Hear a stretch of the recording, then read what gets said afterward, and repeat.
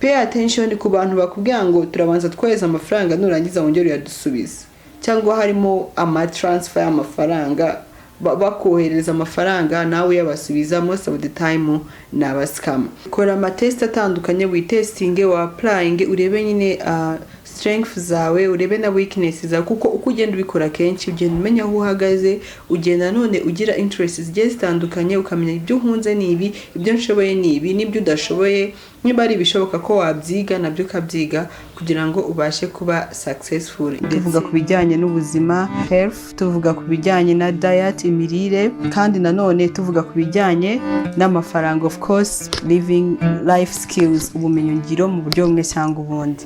Hello guys, welcome back to Sari Fact TV. Nk'ibisanzwe twongeye kugaruka muri ya parite yacu ya money mindset. Nizere ko mwese muri very excited, ariko tugiye kwihuza n'utuntu n'utundi gusa nkuko nari nabibabwiye muri video yarangiye, aho twavugaga ku bijyanye na skills cyangwa ubumenyi dukeneye kugira ngo tubashe gukora amafaranga hanze aha mu isi ya none iri kwiruka cyane, aho twese dukeneye gukompetinga, aho twese dukeneye kuzana ibyo dufite kugira ngo tubashe gukora cyangwa guperforminga utuzi tumwe na tumwe tugiye dutandukanye turi hanze aha ngaha, kandi rwose dukeneye abantu bo kudukora. So niyo mpamvu rero natekereje ndavuga byaba byiza noneho niba ufite izo skills, ese noneho izo skills nihe waza applyinga, nihe wakora, byagenda gute, byanyura mu zihe nzira kugira ngo iyo skill ufite, ubwo bumenyi runaka ufite ubashe kubukoresha hanyuma ukubyarire umusaruro, ubashe kubaho neza kandi rwose uri umuntu utanga umusaruro mu isi ya none dusohoyemo. So hano nabazanye website nyinshi zigeze nko kuri 8 cyangwa 7 hagati aho ngaho dushaka kwifashisha tukabasha gukora izo tasks zigiye zitandukanye hanyuma tukaba successful muri kariyeri turimo cyangwa mu bundi buzima busanzwe aho twifuza kugera kugira ngo tubashe gukorera amafaranga. So ikintu cya mbere rero cyangwa website ya mbere ugomba kujyaho yitwa Upwork.com. Upwork.com ni website nziza, ndaza kugenda nshyiraho legitimate website logos kugira ngo in case ugiye nko gukora research ukabasha ukagenda kumenya nyine uko iyo website ikora, bitazakugora kugira ngo ubashe kujyaho urebe ese ikora gute, ba building a profile gute kugira ngo ubashe gukoresha iyo website. Website rero ya mbere iri worldwide kandi umuntu wese bitewe n'igihugu cyose waba urimo wemerewe kuyikoresha. Website ya mbere yitwa Upwork.com. So Upwork.com rero iyo ugezeho urabanza kubaka profile yawe ukamenya nyine icyo ushaka gukora, ikintu izihe skill ufite, nicyo ugiye gutanga, nikihe kibazo ugiye gusolvinga. Akazi kaba kariho ni freelancing. Kuba umufreelancer ni umuntu upatana akazi runaka mu masaha runaka, wagasoza bakagutanga, wasoza gukora akazi wari uri gukora, ukerekana nyine product waguze, hanyuma n'uwo wagakoreye akashima akazi kawe, hanyuma muranumvikana, of course abaho negotiation of the price, hanyuma akakwishyura nawe ukamuhereza akazi wamukoreye yaguhaye kuba wari uri gukora. So hari ikindi kintu cyitwa virtual assistant. Muri virtual assistant harimo tuzi twinshi, ushobora kuba virtual administrative assistant, ushobora kuba virtual secretary, ushobora kuba virtual personal assistant, harimo utuzi twinshi tugiye dutandukanye. So ni byiza ko ubasha kumenya se none niba nshaka gukora freelancer, niba nshaka gukora virtual assistant, nihe na getting the skills. Inkuru nziza hari nuko hari ALX Africa. ALX Africa ni urubuga aho hariho amasomo menshi agiye atandukanye, kandi freelancing academy ririho na virtual assistant course iriho, wajyaho ukavisitinga ukabasha kureba se virtual assistant ikora gute, freelancing academy na hama masomo arimo, ni zihe skills nafata kugira ngo mbashe gusucceedinga cyangwa mbashe gustandinga kuri iyo global market. Ikindi kintu ni data entry, ni research, ni social media management twabivuzeho kare. Urumva ko akazi karahari, ahubwo twebwe tudafite skills kugira ngo tubashe kujya gukora utwo tuzi, tubashe gukompetinga kuri global market, maze natwe tubashe kuimprovinga our financial stability.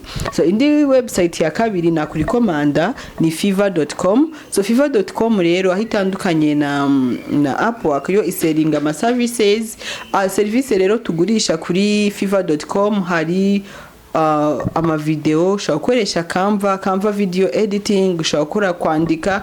Izo ni skills ukeneye kugira ngo ujye kwimarketinga kuri izo website, hanyuma ubashe kubona abakiriya baba hari, hanyuma ubashe kubona amafaranga. So indi website ya gatatu ni freelancer.com. Ahangaha rero habaho freelancing project. Muri izo freelance project harimo tech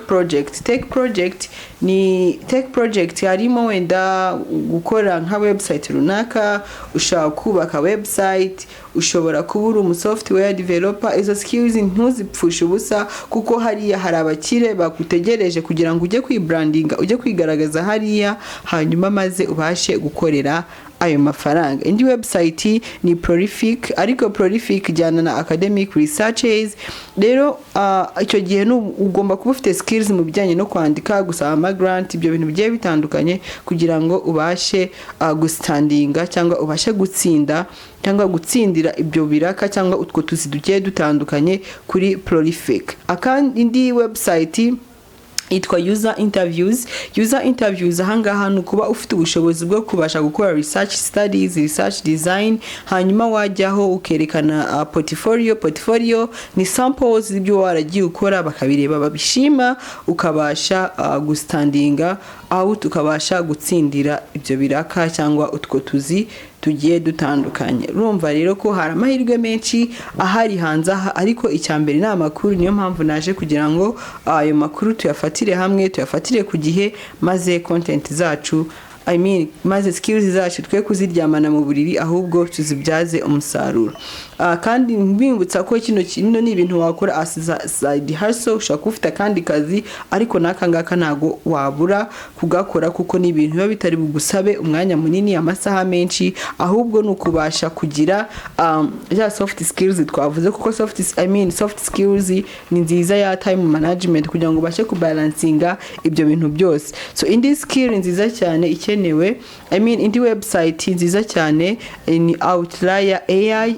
Iyi igufasha mu task, icyo biri gukora ni AI training task. Icyo ukora cyangwa icyo usabwa ni kuba ufite ubumenyi ku bijyanye na AI, uzi machine learning, uzi programming, kugira ngo ubashe guperforminga izi tasks. Rero nahawe niba uri umuntu wiyaminiye rwose, visiting Outlier AI website .com amaze ubashe guperforminga task ziriho. Nanone nkwibutsa ko this is a worldwide cyangwa global opportunities. Ntabwo ari kuvuga ngo nabo muri Amerika, nabo muri Europe, no muri Africa. Igihugu cyose waba urimo, you can go there and then compete and then stand out for the job. Indi website ni Appen. Ikintu ukora rero ni data labeling and AI project. So nizere ko bino biri muri gukomeza mwumva AI igaruka, isi dusohoyemo ni ya AI. Rero bakeneye abakozi cyangwa abantu bazi gukora iyo mirimo igiye itandukanye kugira ngo project zabo cyangwa imishinga yabo bakire bari gutanga akazi ibashe kugenda neza. So rero niba wiyaminiya, ntugire ubwoba, wowe genda ukore cyangwa ucreating ama profile, ushireho ama portfolios, nyine wi marketing kugira ngo niba n'umukiriya aje abashe kubona se uyu nguyu ari kofaringa iki, hanyuma se ibyo ari kofaringa nibyo nkeneye, hanyuma ubashe nyine kuba watsindira ibyo biraka bigiye bitandukanye. Wowe first of all, nkuko nabivuze, menya icyo umukiriya ashaka, menya kumwaproachinga, menya gucreating attention kugira ngo ibintu bye washizeho babikunde, maze ubundi ubattracting. Spending nk'iminota 30 gukora ama applications agiye atandukanye. Kuba wabuildinze profile it's okay, ariko ugomba no gutangira gukora ama application. Yes, rejections zibaho, cyangwa kuba wagiye ukabona kwezi kurashize nta kazi ubonye, ntibivuze ko birangiye, ahubwo ni intangiriro na experience uri kugenda ugira kugira ngo ubutaha ntibizabe ari ibintu bikomeye cyane kuri wowe, kuko n'ubundi ari ibintu usanzwe unyuramo buri munsi. Kora ama test atandukanye, witestinge, wa applying, urebe nyine strength zawe, urebe na weakness zawe, kuko uko ugenda ubikora kenshi ugenda umenya aho uhagaze, ugenda none ugira interests zigiye zitandukanye, ukamenya ibyo uhunze ni ibi, ibyo nshoboye ni ibi, n'ibyo udashoboye niba ari ibishoboka ko wabyiga nabyo ukabyiga kugira ngo ubashe kuba successful ibintu byawe bigende neza. So rero turabizi ko ku mbuga nkoranyambaga cyangwa utuzi twa online most of the time haba aba scammers. So niyo mpamvu rero nshaka kugira ngo nkubwire cyangwa nguhe attention y'ibintu ugomba kwirinda. Ikintu cya mbere, avoiding a company yose uzajyaho cyangwa kuri any website uzajyaho bakakubaza registration fee. Abo bantu ni abascammer, ari amafaranga ntabwo ugomba kwishyura. Pay attention ku bantu bose bakwatse registration fee. Ikindi nanone ugomba gupayinga attention ku bantu bakubwiye ngo aka kazi urabona amadolari 500 ku munsi. Mu by'ukuri ibyo bintu ntabwo bishoboka. Pay attention. Pay attention ku bantu bakubwira ngo turabanza twohereza amafaranga nurangiza wongere uyadusubize, cyangwa harimo transfer y'amafaranga bakohereza amafaranga nawe yabasubiza. Most of the time ni abascam. Pay attention ku bintu bizamo crypto investment schemes, bari abantu ni abascam.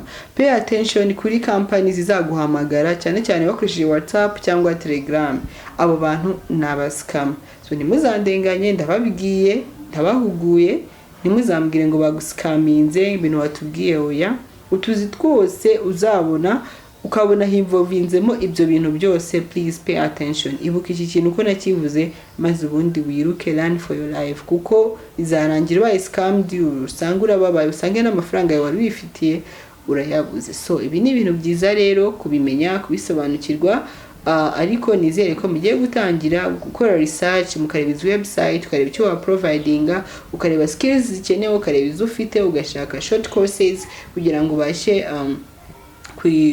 improvinga your finances mu buryo mwe cyangwa ubundi. So ciao nakagaruka mu zindi money mindset zacu. Murakoze cyane, Imana ibahe umugisha. Bye. Tuvuga ku bijyanye n'ubuzima, health, tuvuga ku bijyanye na diet, imirire, kandi nanone tuvuga ku bijyanye n'amafaranga, of course living life skills, ubumenyi ngiro mu buryo bumwe cyangwa ubundi.